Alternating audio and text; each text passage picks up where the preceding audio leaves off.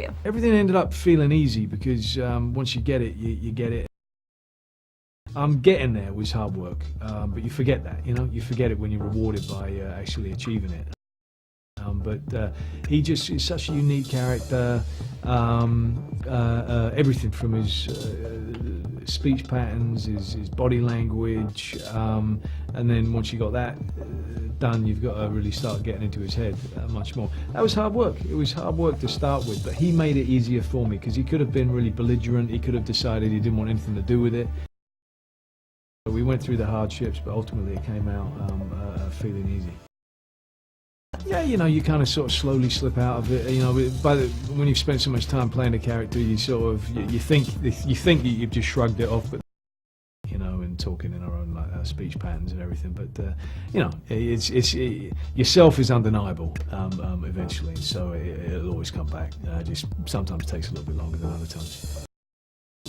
No, I don't have that. No, I just read certain story or a script and think, yeah, that's it, that's what I've got to get done. And it's not uncommon to have movies going along for this length of time before they get made, and many times much longer. There's movies that taking 20 years to end up happening.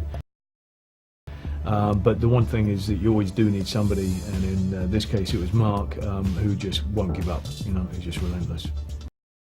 It felt great. I've forgotten. David told me yesterday we did that in one take because the light was going and, we didn't have much time. And I liked that very much, that speed that we needed to film this movie with, because it helped with the characters. These are not characters that spend a lot of time sitting and deliberating and sitting still.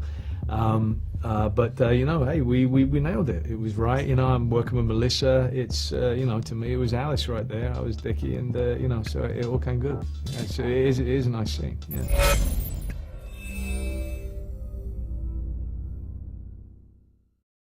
Wonderful. Thank you very much for saying. A lot of love went into it. Oh yeah, no, there always was. I mean, you can't avoid it. With their family, that is what the story is. The boxing is a wonderful backdrop to that.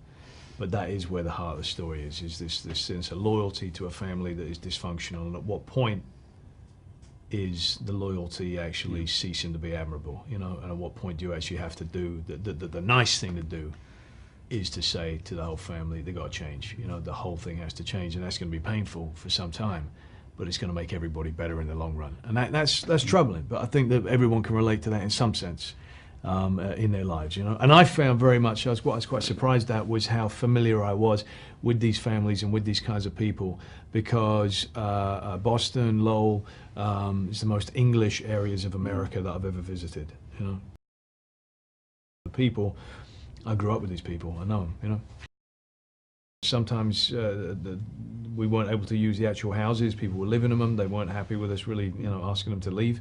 But this was the actual place, the acre, Everything went down there, and that's where we shot it. Right, it's what makes it such a good title, yeah. He spoke with me about it, I decided I wanted in, we went to David wanted in.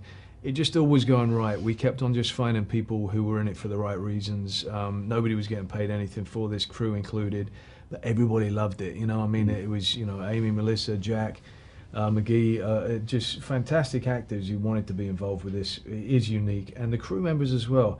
I've been saying that, they were so bloody good. There's such a difference when you are surrounded by people who are just kind of phoning it in and it's like a gig, versus people who really are invested, really enjoying it, and behaving like filmmakers themselves. I'd already kind of gotten to the place where I was just being like Dickie all the time anyway, and he's kind of like Tigger. He just never stops moving, and no matter where he went in his head and the dark places that as an outsider you would view as dark, Dickie was always buoyant. Dickie always had this lightness about him, this complete obliviousness to the kind of the reality of his situation. He loved people and he loved the distractions that he would come across. So I never found it like that. I actually, a lot of people look at it and go, oh, it's a real intense piece. It didn't feel intense to me, ever.